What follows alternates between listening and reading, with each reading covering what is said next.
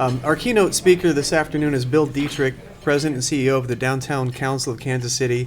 In his position, Bill's overseeing the Downtown Council's role as an advocacy organization for downtown business interests, but most importantly, he and his staff have managed successful public-private partnerships with the city and other government agencies for the cooperative good of our downtown community. In these partnerships, there are things the city can do very effectively and many things the private sector can do more efficiently and expeditiously.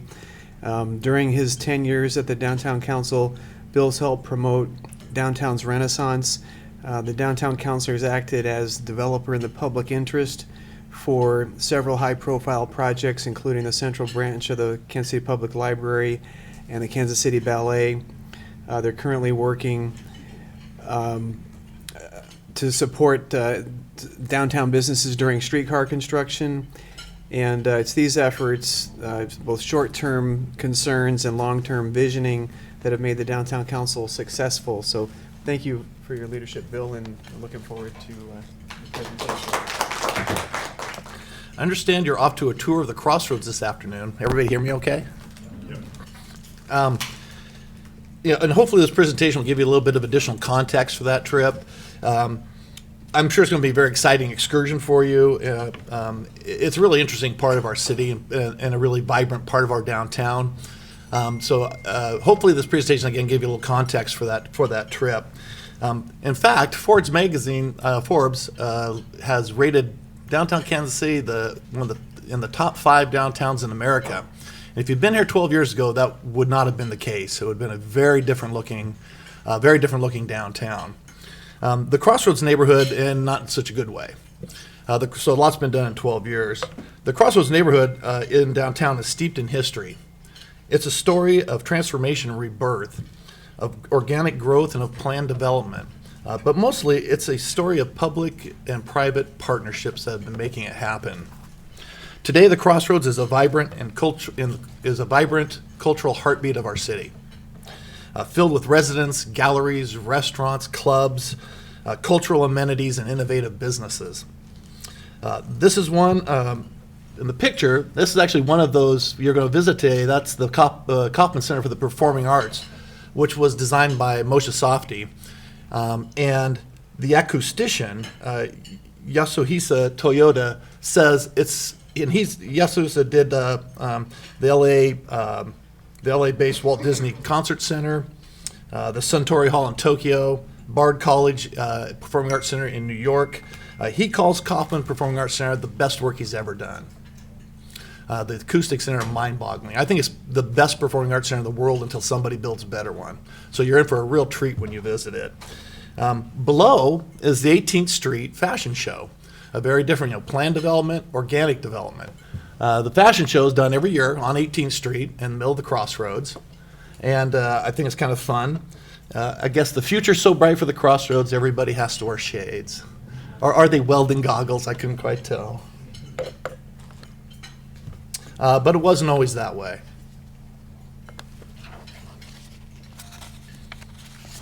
The Crossroads originated as a warehouse and manufacturing district that served Union Station and downtown.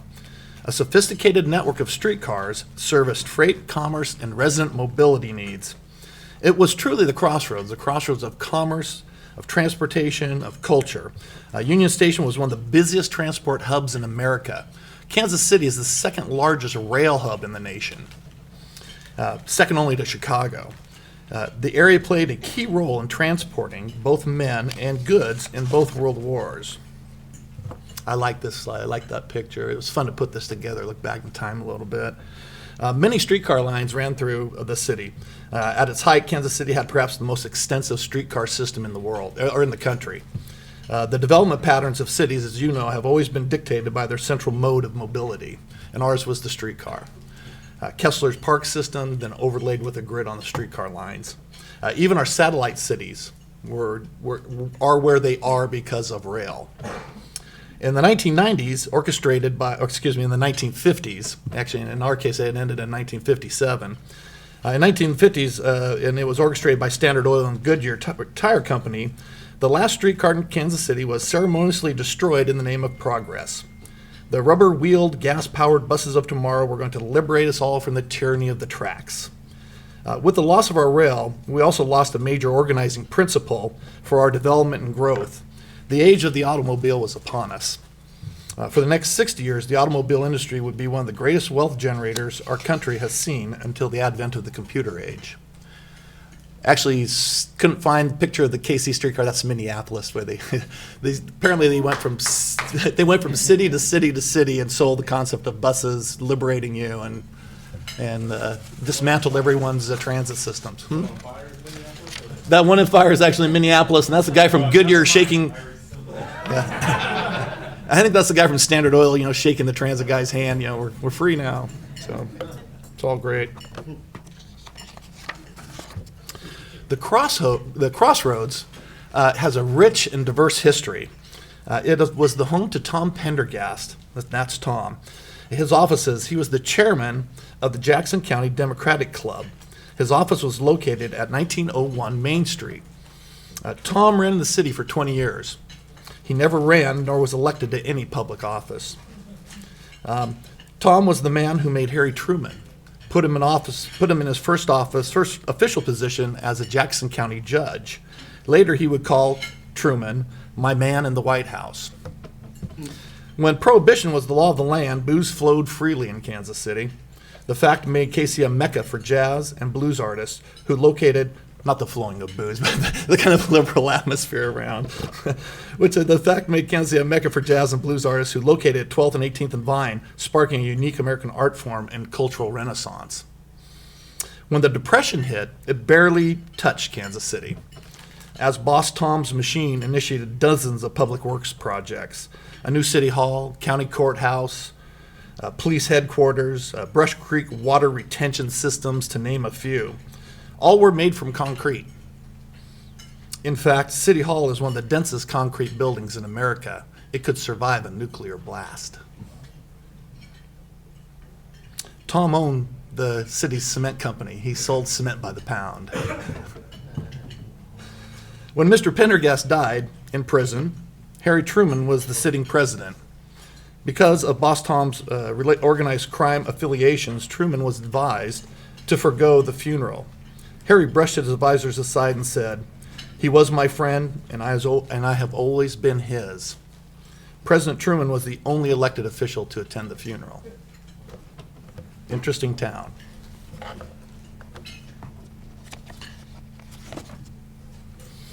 Over time, numerous buildings were put on the National Register of Historic Places, including TWA corporate headquarters, Western Auto Building, Firestone Building, the Midwest, Monroe, and Rieger hotels, as well as the Freight House District.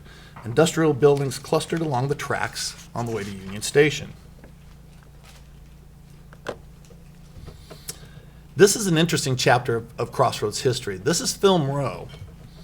Needing a centralized distribution point to ship their movies nationwide, Hollywood chose Kansas City as one of the largest,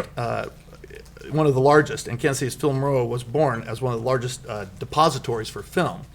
The explosive nitrate film they used at the time was shipped to Kansas City, where it would be stored in kind of refrigerated buildings and kept in fireproof vaults out of sunlight and in controlled temperatures. You have to remember that time, airplanes couldn't fly across the whole country, so they had to have a midpoint, and so that's where Kansas City and Film Row came in.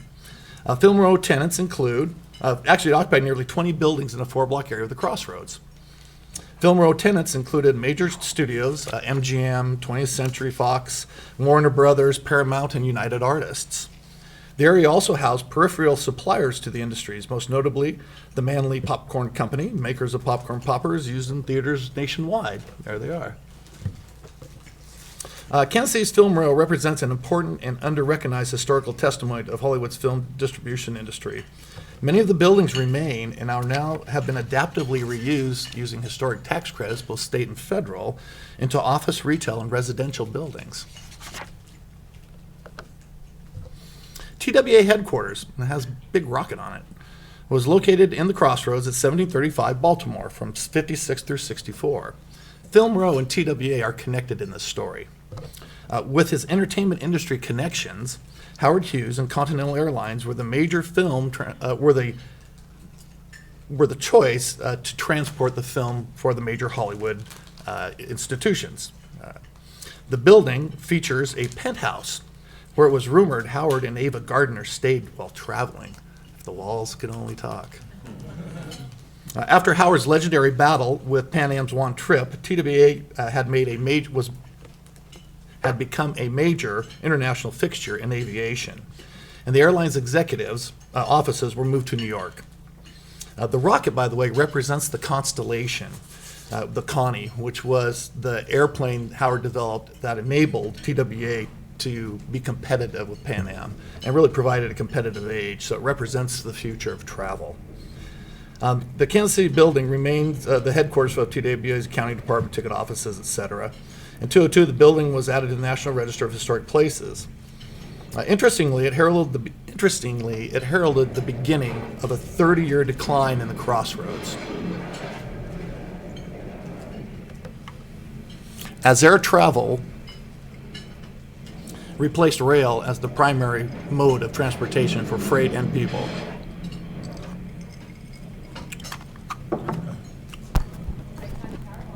That's nice. That's good. That's great. TWA headquarters signaled the end of the economic life of the Crossroads at that time. More companies were choosing to move freight via plane rather than train. The same was true of travelers.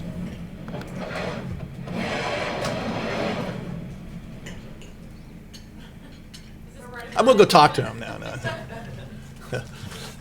The freight, this is a great picture. This kind of really shows you probably early circa 80s, what was left behind. Freight still moved by rail, but it was transitioning to multimodal operations in suburban locations. Industries began to move out of the Crossroads, and property values declined beginning in the early 70s through the early 90s. The automobile now dictated development patterns. The new interstate system and white flight from the city center fueled an explosion of suburban growth, leaving behind seas of surface parking lots, abandoned buildings, property so valueless you almost couldn't give it away. Well, about this time in the late 80s, interesting things began to happen. A grassroots community of artists, small businesses supporting each other economically and socially began to buy property. Artists and galleries started moving into empty warehouses. Early business and property owners got together to promote and solve development issues. They formed the Crossroads Community Association. The first wave of creative businesses, such as architects, advertising agencies, graphic designers, and art organizations, followed the artists and galleries and moved into the Crossroads neighborhood. Often artists and art-related businesses are in the vanguard of redevelopment, only to be later priced out of the market as investment continues to raise property values. A unique public-private partnership between the business community and the city of Kansas City created an initiative which began in 2007, an innovative Crossroads Arts District tax abatement program was established. It provided property tax abatements on new values for property owners using at least 51% of their building for art-related uses. To date, it has helped to enable the vast majority of art-related businesses to remain and expand in the Crossroads and surrounding areas, while property values and development pressures have increased. It has been so successful that we're now applying to renew the abatement program. And it's really neat because often you'll see artists on the first floor with a studio and live workspace, but the building will have 3 other stories. So what this abatement enables us to do is capture the new value of future development of those upper stories while not taxing the arts uses out of the district. So it's very innovative, and I applaud the city for taking this on. I come from Seattle, where we used the artists as a guerrilla economic development strategy for years.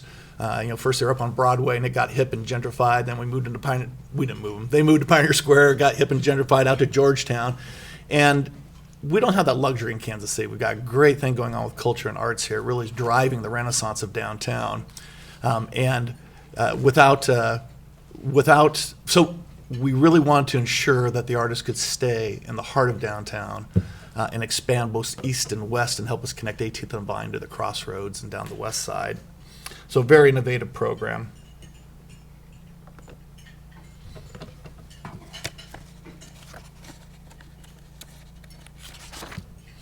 The Crossroads Arts District became the home to over 100 independent art studios, making it one of the most concentrated gallery districts in the nation.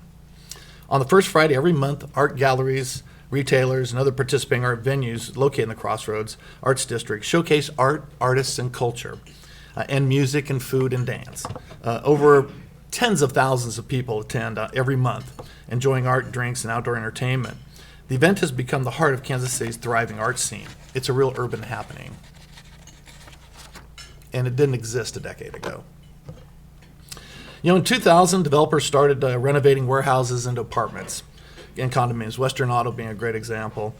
This building was one of the first to be converted into condominiums. All 99 units sold quickly, leading to 2 additional phases and buildings being renovated for condos. As we know, in '08, the condo market kind of froze with everything else, but the beat kept going in residential, just shifted gears into really apartments being built at condo quality. Rental units. Since 2000, 940 residential units have been added to the Crossroads market, with an additional 300 under construction or in the planning stages. You know, it's all about collaboration. 4 years ago, we brought Paul Levy from Philadelphia Center City to town. We held a housing summit. We knew we had a gap issue. When you're restoring historic buildings in a downtown, you have higher remediation costs. You have structured parking costs that are higher than surrounding apartments with surface parking lots. We had a gap between our rents, which in this region, if you haven't learned this yet, are really low. And it's because there's not real strong demand for new people coming into the metro area. So your housing values are really great here. And but in a downtown context, that doesn't help us a lot because we have kind of fixed construction costs and higher land costs, higher remediation costs, higher parking costs. So we had a gap of about $20,000 a unit. Paul came to town and shared with us the Philadelphia experience, which if you haven't been to downtown Philadelphia and seen the Renaissance in their housing, it's just off the charts. I'm sorry, I didn't hear what you said. If you haven't- You say New York City. Wow. It's fascinating. I said the heart of our American experience, Philadelphia. Working with the city, Rick Usher, John, and others, we are still evolving and improving a green taping process, which if you're inside of our downtown, which is really our transportation development district, I'll talk about in just a second. If you're inside that district, you get kind of all the bells and whistles the city can give you to expedite the permitting process, the inspection process, the development cycle. Time to market is money.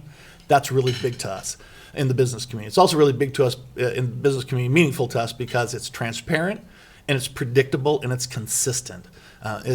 These are really meaningful things to folks that I work for. And so that was one of the outcomes of that housing summit, as well as an innovative bond issuance program, which enabled us to spark about 600 units of housing.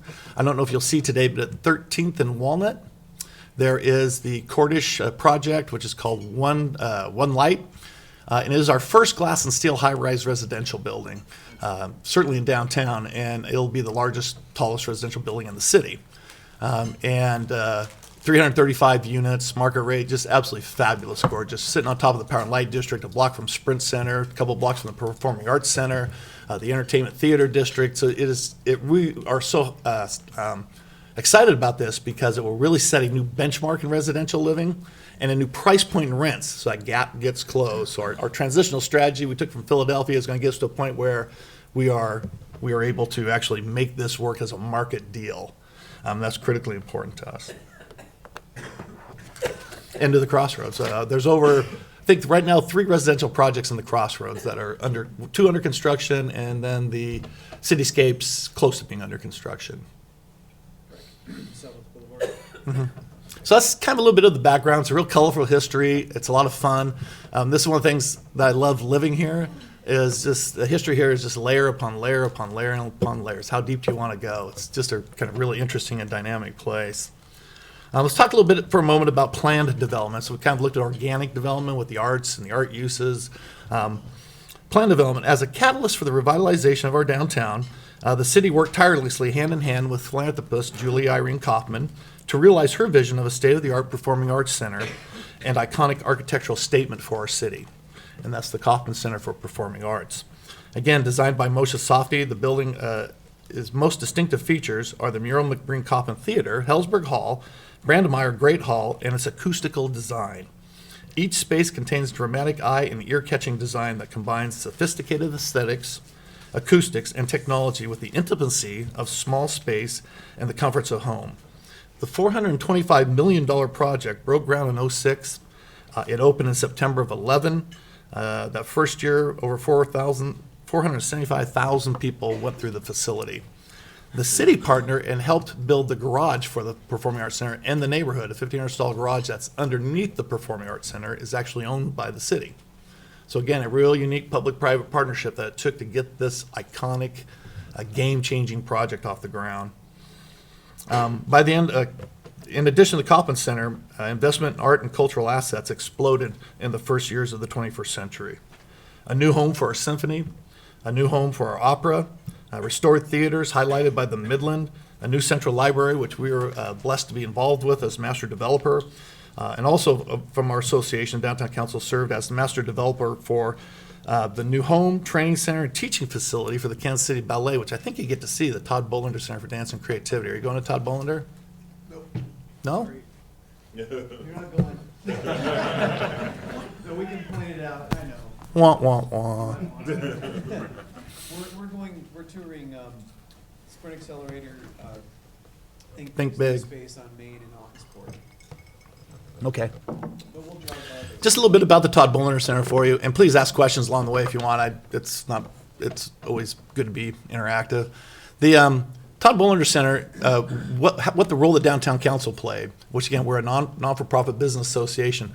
The actual project was a 100-year-old coal-burning power plant. It had been abandoned for 50 years. Our engineers said it was a year from collapsing. Okay. The ballet was our partner. They'd had financial difficulties over time, the last 20 years, several times. So, what developer wants to make that partnership go together between the ballet, remediation issues, possibly the coal burning power plant that you're going to put 600 kids in dancing school? So it had a high risk factor and a high reward factor. We were able to put a for-profit company in place, Powers Properties LLC, and through that entity, we applied for and received about $15 million in historic tax credits. And without the historic tax credits, of course, the project couldn't have been done. It's a $37 million restoration project and adaptive reuse project. And again, great example of public-private partnership coming together with the ballet, a nonprofit entity, a nonprofit business association, support from the city, private contractors, the state of Missouri, and the federal government on the historic tax credits. To date, we've had over $1 billion of cultural asset investment in the last 10 years. That's over $1 billion in cultural assets. Really repositioning downtown. If you look at it as a three-pronged strategy, how do you revitalize a downtown that had lost all its retail, lost all its residents, losing its businesses, seas of parking lots and those kinds of things? It was really about repopulating the urban center with people. We went from 6,500 residents in 2000. Today we have 20,000 residents living in downtown. About 3,000 in the Crossroads where you're going. We have like 14 neighborhoods in downtown: Crossroads, Central Business District, River Market, the West Side, Columbus Park, and on and on.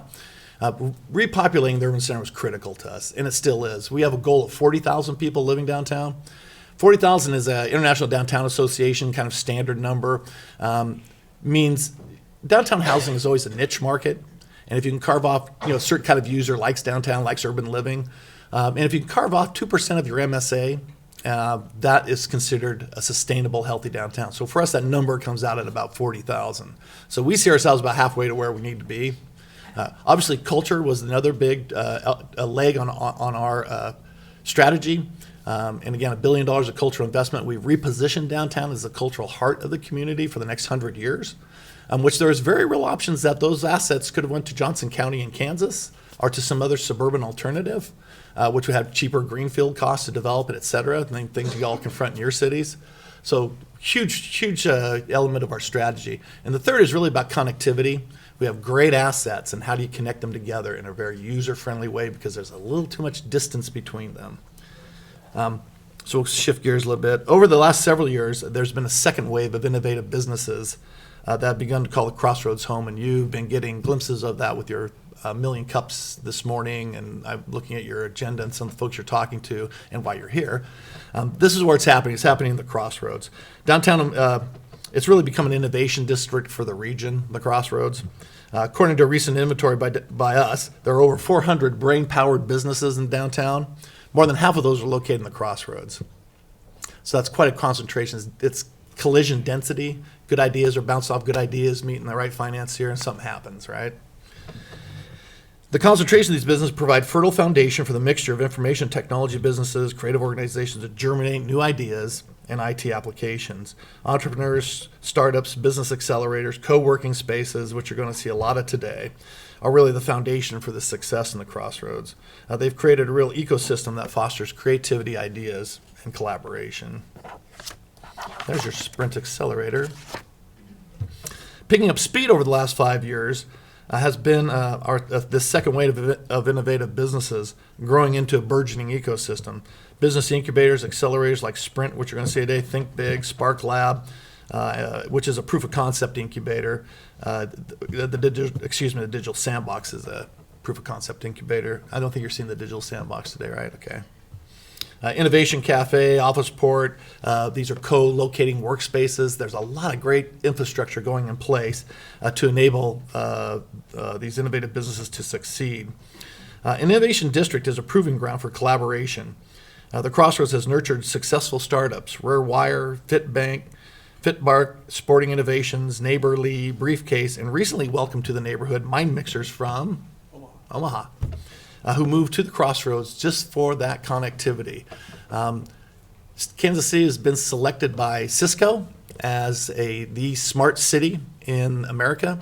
So they'll be working with Rick and his team, and John, their teams, on a lot of smart applications that you could talk much more eloquently about than I can. But people hear that. Google Fiber, 1 gig upload, download speed, Wi-Fi, that's district-wide. These are important elements that really make this an attractive place for innovative companies to locate. Under the auspices of Mayor James's Launch KC initiative, the Downtown Council recently received a matching grant from the Missouri Technology Corporation to establish a civic accelerator very similar to the Sprint Accelerator. Sprint Accelerator is focused solely on mobile medical applications. The civic accelerator that we'll be managing we'll also do a national business plan competition. It'll choose 10 companies a year, $50,000 grants to locate in that co-workspace you're going to be seeing today, and in that environment that you're going to be experiencing today. We will focus on companies that have inherent, what we would call, connection to the Midwest, who see their success here for reasons of their business. We'll be looking very specifically into 5 tech areas that are already here, and that's big data, financial technology, health technology, mobile applications, cloud services, and advanced manufacturing. So a very focused and targeted program. You have things like Sandbox, Digital Sandbox, which is a proof of concept. They take in 50 companies, throw it on the wall, like spaghetti, 3 of them stay, right? It's because those concepts work out. Our program will be farther down the ecosystem, and we'll really be focused on more the 30, 40, 50-year-old, 20-year-old, it doesn't matter, but more the mature entrepreneur who has maybe been working for a major corporation for a number of years and has a great concept for an enhancement program or enhancement product to his industry or her industry, who is ready to step out on their own and be an entrepreneur. So we're really looking for we think that raises the success chances of the businesses that we invest in. So it's going to be a very exciting initiative, which really is starting right now. We just got the grant. We're developing the protocols and all that good stuff to implement it. And we hope to have our first RFP out by November. So we're playing a part in really trying to be an accelerant to what's going on already. Last couple slides. Future development, streetcar. Where's the Crossroads going? The downtown streetcar line is currently under construction. It's a $100 million public-private investment. Again, public-private investment. It will and has already represented a new organizing principle through transit-oriented development. The streetcar is another example of what you can do when you work together. The funding comes from a mix, federal funding, city funding, and we put a TDD around that whole big area from the river to the end of the Crossroads. Made a transportation development district where we assess property owners. So private companies are also paying an assessment on their properties within that TDD. They're also paying a 1 cent sales tax, businesses inside that TDD. And these multiple funding sources are how I think that represents probably about 60% of the budget. So again, business stepping up in a big way and saying, we need to do this for all the right competitive reasons, for all the right amenity reasons, for the city. So great example of public-private partnership. Wouldn't have gone forward without that. The streetcar will operate daily and run down Main Street from River Market to Union Station, right through the heart of the Crossroads. It'll begin operation next fall, 2015. It'll be free to the public, which we think is a big deal. It's a big deal to generate immediate ridership, and it's a big deal to connect it to all the business people and residents and visitors already who are in downtown. To see it as an amenity, to change the patterns of behavior that over 2 generations based on the automobile have left Kansas City in a place where if I drive downtown, I can't park in front of the restaurant. I think I'm being inconvenienced. As the downtown becomes more multidimensional, denser, more congestion, more users, those old patterns have to change. And we have to help educate our 2 million local customers that it's okay to come downtown, park in Union Station's great big garage, jump on the streetcar, run down to River Market for lunch. It's free, it's a 4-minute ride, it's fun. So we're really excited about this opportunity to kind of change the way people look at transportation delivery services in our market. Since voters approved the streetcar in 2012, over 40 development projects have been announced, $900 million of investment, $200 million of that inside the Crossroads. And although the numbers, we actually have the Economic Development Corporation is doing surveys of those developers, and they're asking on a 5-point scale, how much did the streetcar weigh into your thinking of doing this investment or not? Of those $900 million, and it's a work in progress, so kind of information we have to date, about $250 million worth of 900 says, but for the streetcar, I'm not here. That's an economic development tool. So think pedestrian accelerator, think economic development tool, and that's the way we're looking at our streetcar. It can only help the Crossroads, which is ripe for redevelopment in many ways. And we'll even close on that a little bit. The future is exciting for the Crossroads. Projects recently completed, Sporting Innovations headquarters, Globe Building renovation, Think Big headquarters, which you're going to see today, 2101 Broadway renovation. Projects currently under construction are in the planning stage. We have a project we're working on, which is the UMKC Conservatory of Music and Dance, which we can talk a little bit about. There is a Courtyard Marriott Residence 300-unit hotel going in. 1914 Main Apartments, Corrigan Building renovation, Hyatt Place Hotel, and Crossroad West Apartments. So there's a lot going on in the Crossroads moving forward. We continue to work in partnership with downtown stakeholders. Recently, the Downtown Council created another subsidiary, which we assembled a full block for the conservatory, about $6 million acquisition using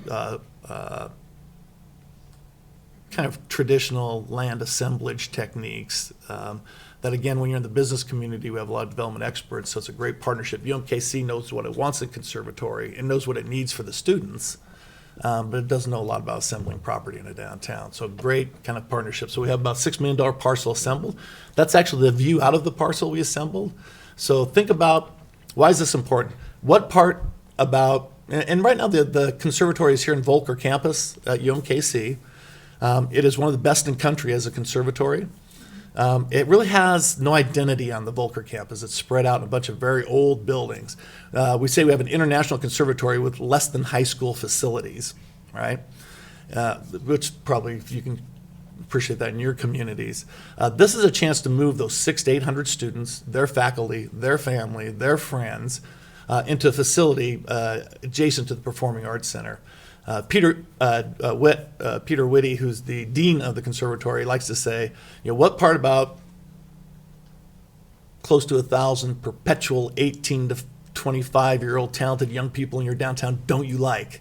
I can't think of anything I wouldn't like about that. You think about the vitality, the energy, the verve that they bring with them, the cafe culture, all the things that really make downtowns pop. So we're very excited about that project. It's a $90 million project. We have to fundraise $45 million, and then we go to the state for matching funds through a fund that they have for capital improvements for universities. We're at about $32 million today, so we're well on the way to having our funding in place. Our renaissance is nowhere near complete. We are a work in progress. If we can liberate real estate currently being used by surface parking lots as infill opportunities in the Crossroads, it's going to be really exciting. We are in business in the business community looking forward to continuing working in partnership with the city as public leadership, their exceptional staff, to further advance Kansas City's downtown for our residents, businesses, and guests. So with that, I will end and answer any questions you might have. Thank you very much. Oh, look, John, you had to seat him. Yes, sir. And I'm sorry, in an earlier sorry. session, we talked a lot about state, I think it was called State Line Road, between Missouri and Kansas. Mhm. Will this streetcar cross over state lines, or is it purely just Missouri? It will run down Main Street from the River Market, City Market, to Union Station, straight shot, all in Missouri. This is done through a TDD, downtown Kansas City, Missouri. We are still extremely, and I think Kaufman and others, I mean, we're still extremely challenged by that state line. It's really kind of tragic. We're a city that stands alone in Middle America. You know, unlike Seattle, we can't align with Tokyo, we can't align with Long Beach. Like New York, we can't align with London. I mean, we kind of stand alone here. And that we spend hundreds of millions of dollars moving companies back and forth across the state line is just debilitating. If you think what that money could be used for, you know, you can take a company from here and move it a mile and say, these are new employees to my state, but there are no new jobs. There are no new employees. There's no new residential development. There's no new nothing. And yet that money really gets spent.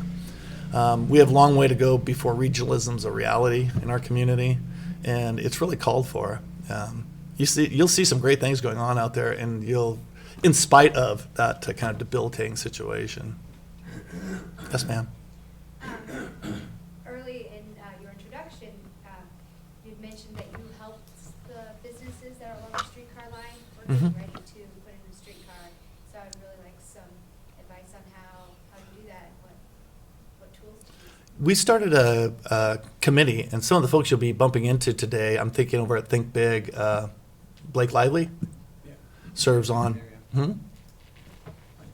We put a committee together we call Tactical Urbanism, which is great. If you look it up, it means small initiatives. You know, when you think about a streetcar line, what it takes from thought to taking the first ride on it, it's a big project. It takes a long time. Construction mitigation is simple, small things all the time. And so we've got a committee of young entrepreneurs and creative minds, and they're looking at ways to keep the retailers alive while the construction goes on. And a couple of real practical things that they've come up with is, I liked it a lot. They did like guerrilla signage throughout the Crossroads. Guerrilla signage, they made really inexpensive little signs out of cardboard or pasteboard, whatever, and they put them all at telephone poles. Great restaurant, 1 block this way. Fantastic chocolatier, 2 blocks that way. And they put them everywhere. All these little signs that help the pedestrians find their way around. On a big picture program, they're doing a rewards program for the retailers. So this is a web-based application they've developed, which is like, is it Foursquare? Is that the one? Open for Business, the streetcar app. Yeah, Open for Business, the streetcar app. Gosh, I wish we had the internet. We could go and show it to them. You can check in. What you can do on the Open for Business is an application. So if you're anywhere, you can go to it and look and see what's open, what's not. A lot of information about the restaurants, but it also has a loyalty program. So if you, so we're using like social media to do, like with the food trucks, how you do that. If you want to get a food truck in your area, you get 30 of your friends, and you say, hey, you call, you say, hey man, we got 30 guys for lunch tomorrow, and the food truck comes, right? We're doing the same with the restaurants, where we're featuring who's ever being impacted the most by the construction. We'll do featured restaurants, and so then we'll coordinate the restaurants. They might, just as an example, restaurants, they might run some specials for the day, and then the loyalty program is the more of these restaurants that you follow throughout the construction process, you get points. And at the end of the day, one of our major law firms downtown put up a $5,000 grand prize. So if you help us keep our businesses alive, you could win $5,000. And there's other prizes that they give that are lesser than that, kind of over the time. So I really think of ways to proactively use media, social media, to really communicate the message that these folks are open for business. They're here.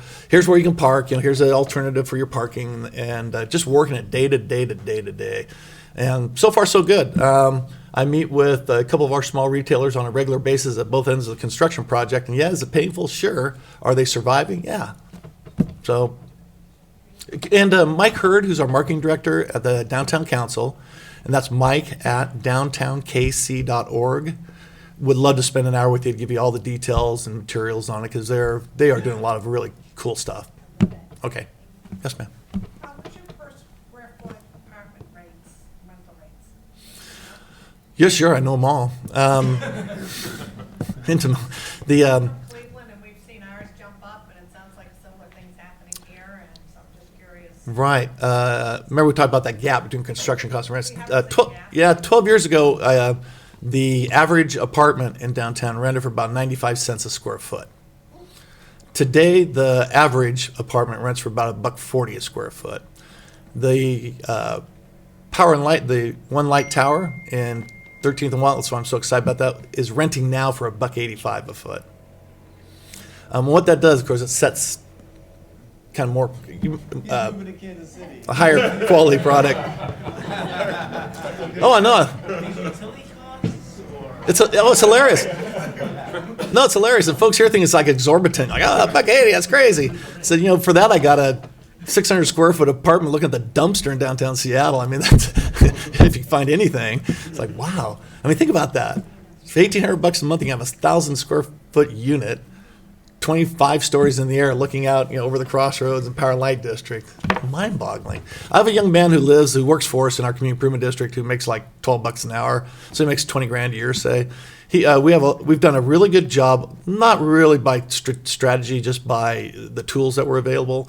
We have a nice mix of workforce housing and market rate housing. So we'll have like a market rate condo, workforce housing, market rate apartment, market rate condo, workforce housing, in a really nice mixed environment, which really works because it works when you mix income levels like that in a big way. He's in a rent-restricted building, so he has a 600 square foot brand new unit in the old federal courthouse building, 7th floor, great view looking out over the river. He pays $550 a month for it.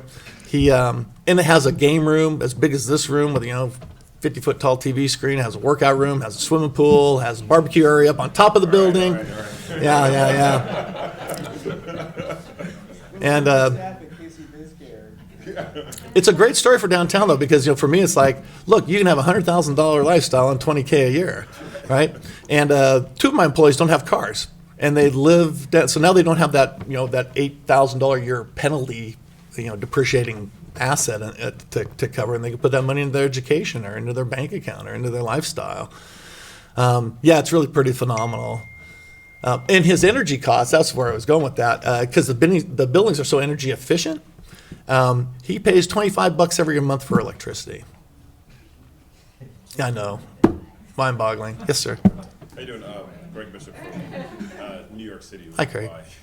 Yeah, appreciate I that. was curious about the TDD and the streetcar being free. So we've, on many occasions, have gone the free route with alternative transportation, particularly on the ferry. And a year later, we're back to the community saying, "Hey, this is just too expensive. We can't support this." Have you done the numbers in terms of the revenue you expect to get from the TDD that will support the continuation of the streetcar being free? Or is this just the first year we're going to have it free and then figure out how the Right. Right. will subsidize? It's a 3-year commitment to the free rate, and then we'll reassess how we're doing financially. The city, because it is a transportation development district that was put in place by the city finance department, correct me if I'm wrong, Rick, collects the revenues from the multiple sources. And because of the investment that's happening in the district, our sales tax is running ahead of projections, and property values are increasing. So right now we're in a really good kind of budget plan, and the great team in the city who are working with the contractors are keeping us on budget.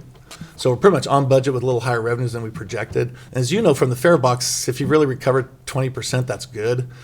And so we're kind of weighing that 20% risk over, again, in our market, we haven't had a streetcar in 1957.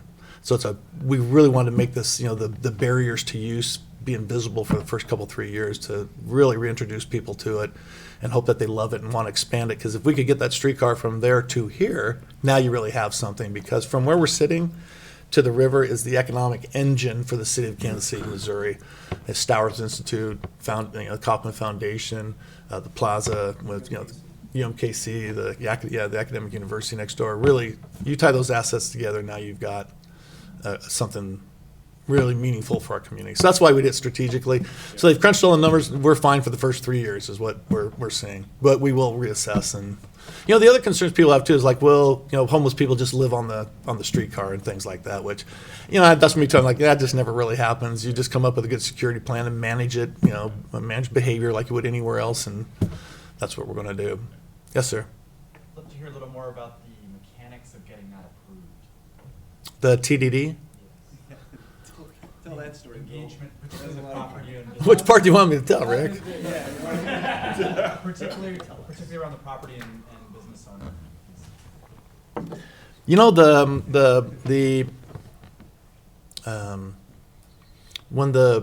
Unfortunately, we kind of got off on the wrong foot at the start of the project. The downtown council, downtown business community has been probably the largest transit supporters in our community since I've been here, and I'm sure before. We move, 65,000 rides a day come in on the buses, employees coming into downtown, which isn't a lot by New York or, Philadelphia standards or other people like that. But for us, that's a pretty big number.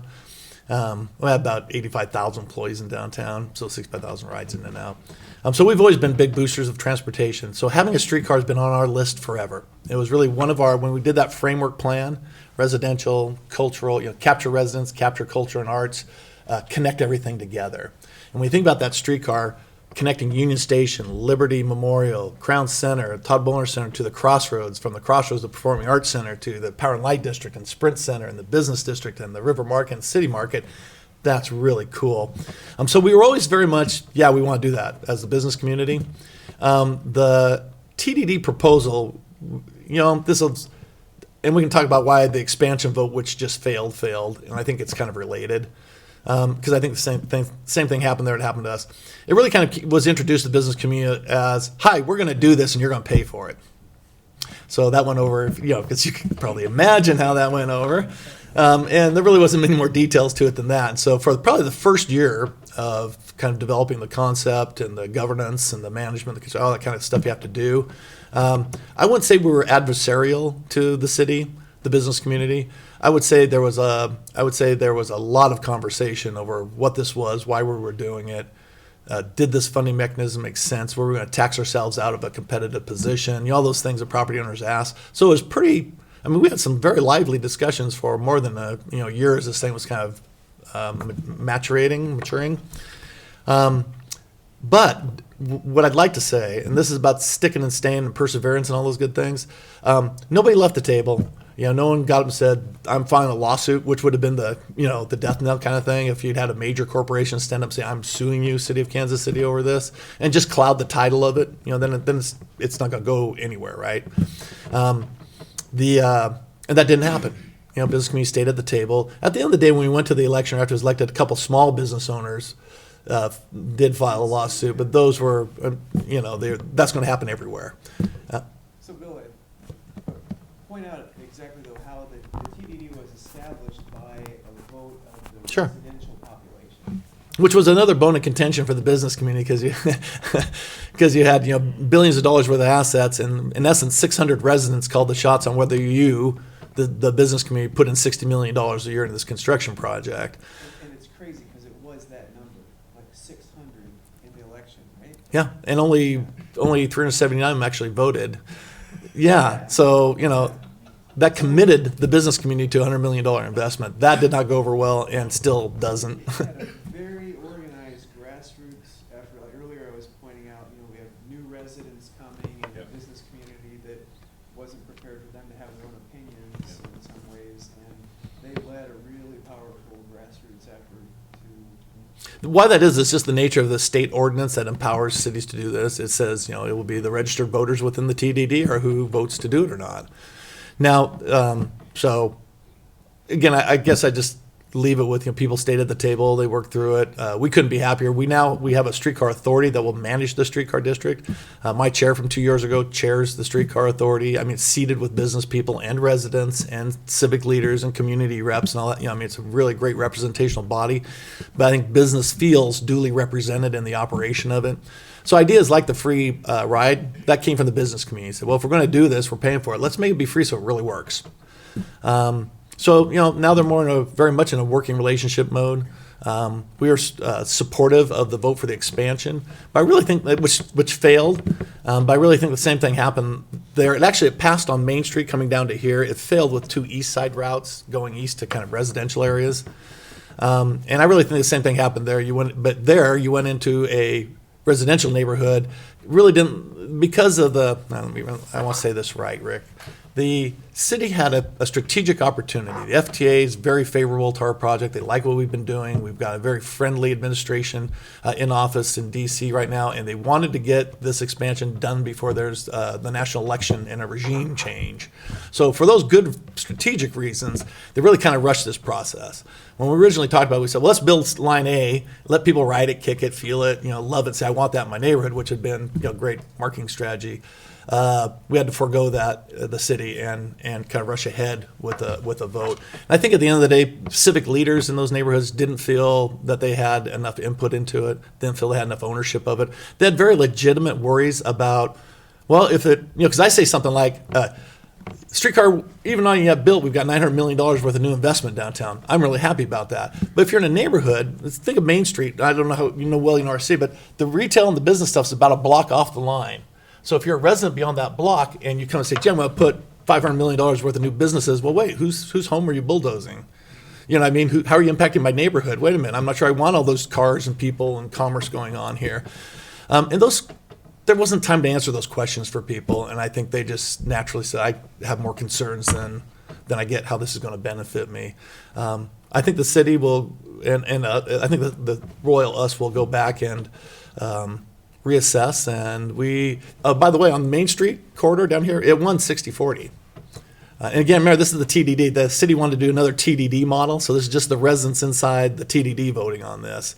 The city doesn't believe the Northland, folks north of the river will vote for rail. I'm not sure I agree with that, but that's why the TDD kind of model. But in the business community, Central Business District, where you have a lot of high-value properties, you can put a relatively small TD around the project and pay for it.